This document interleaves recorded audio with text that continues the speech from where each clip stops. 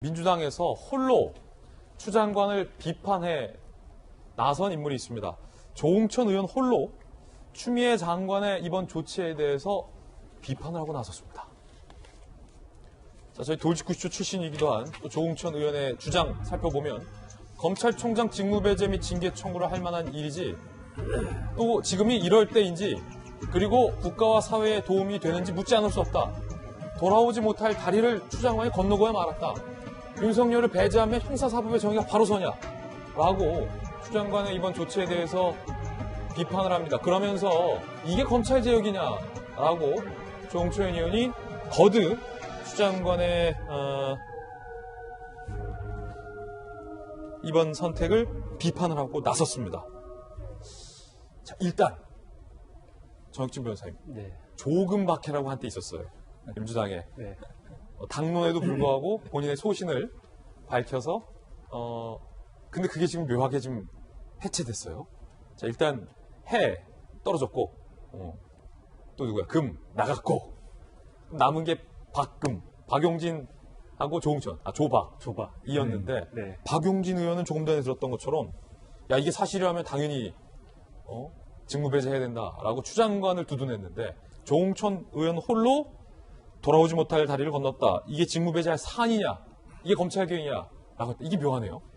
그러니까 저는 두 분 이야기가 별로 그렇게 차이가 안 나 보이는 게 그 박 의원 같은 경우에도 추미애 장관의 이야기가 사실이라면이라고 전제를 갖다가 했고요. 저도 똑같아요. 만약에 추 장관의 그 이야기가 맞는 이야기다라고 하면 그러면 당연히 이제 검찰총장이고 누구군 간에 그거는 그 형사처벌까지 받아야 될 그러한 사안이라고 보여지는데 그런데 그렇게 명명백백한 사안이라면 제가 조금 전에도 말씀드렸다시피 구체적으로 그 단순히 그냥 판사 사찰했다 뭐 한 것 같다 이런 정도가 아니고 구체적으로 이러이러한 행위를 갖다가 했기 때문에 이건 명백하다. 그 다음에 더 중요한 건 뭐냐면요. 우리나라의 그 민간 판사 사찰을 갖다가 해가지고 처벌하는 경우는 없고요. 어떤 경우에 처벌이 되냐면 그것이 직권남용 권리 행사 방해가 됐을 때 처벌을 갖다 받는 거란 말이죠.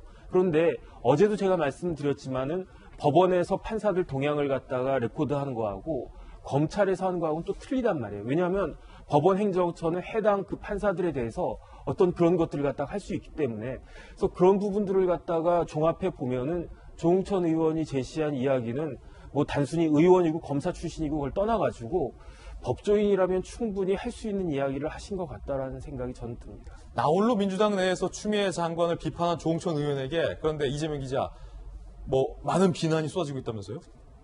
뭐 예상 결과겠죠. 본인도 마지막 글에 문구 정확히 안 나지만 이 글에 어떤 비난이 오더라도 제가 감수하겠다 뭐 이런 문구를 본인 넣었더라고요. 그러니까 굉장히 뭐 본인도 예상하고 글을 썼겠죠. 근데 뭐 워낙 지금까지도 이제 뭐 어떻게 보면 민주당 당론과 다소 결이 다른 얘기들 많이 해왔었는데 이번 건 같은 경우는 글쎄요. 저는 지금 단적으로 뭐 민주당에서는 윤석열 국정조사를 해야 된다.